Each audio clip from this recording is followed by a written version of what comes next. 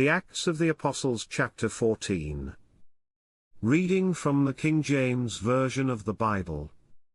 And it came to pass in Iconium, that they went both together into the synagogue of the Jews, and so spake, that a great multitude both of the Jews and also of the Greeks believed.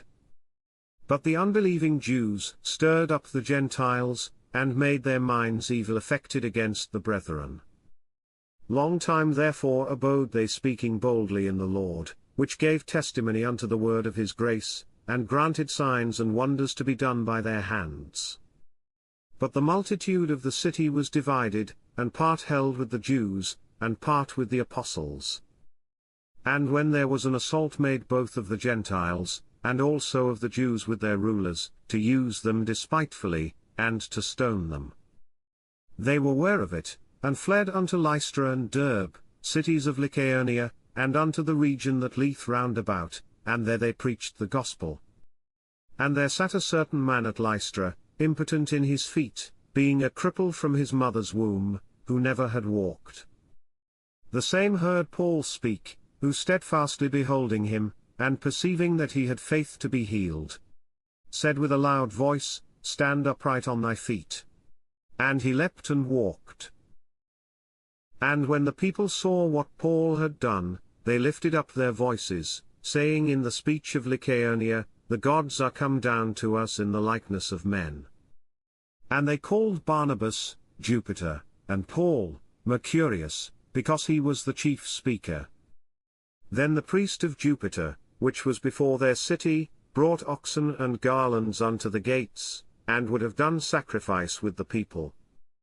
Which when the apostles, Barnabas and Paul, heard of, they rent their clothes, and ran in among the people, crying out, and saying, Sirs, why do ye these things?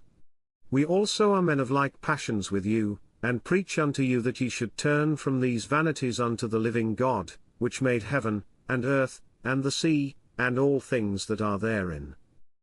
Who in times past suffered all nations to walk in their own ways.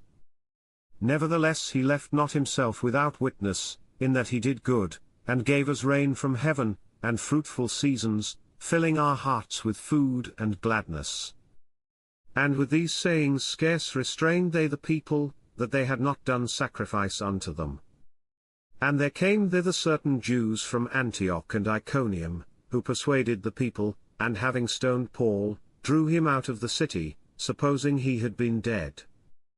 Howbeit, as the disciples stood round about him, he rose up, and came into the city, and the next day he departed with Barnabas to Derbe. And when they had preached the gospel to that city, and had taught many, they returned again to Lystra, and to Iconium, and Antioch, confirming the souls of the disciples, and exhorting them to continue in the faith, and that we must through much tribulation enter into the kingdom of God. And when they had ordained them elders in every church, and had prayed with fasting, they commended them to the Lord, on whom they believed. And after they had passed throughout Pisidia, they came to Pamphylia. And when they had preached the word in Perga, they went down into Attalia, and thence sailed to Antioch, from whence they had been recommended to the grace of God for the work which they fulfilled. And when they were come, and had gathered the church together, they rehearsed all that God had done with them, and how he had opened the door of faith unto the Gentiles. And there they abode long time with the disciples. This concludes the Acts of the Apostles chapter 14. God bless you with love and abundance.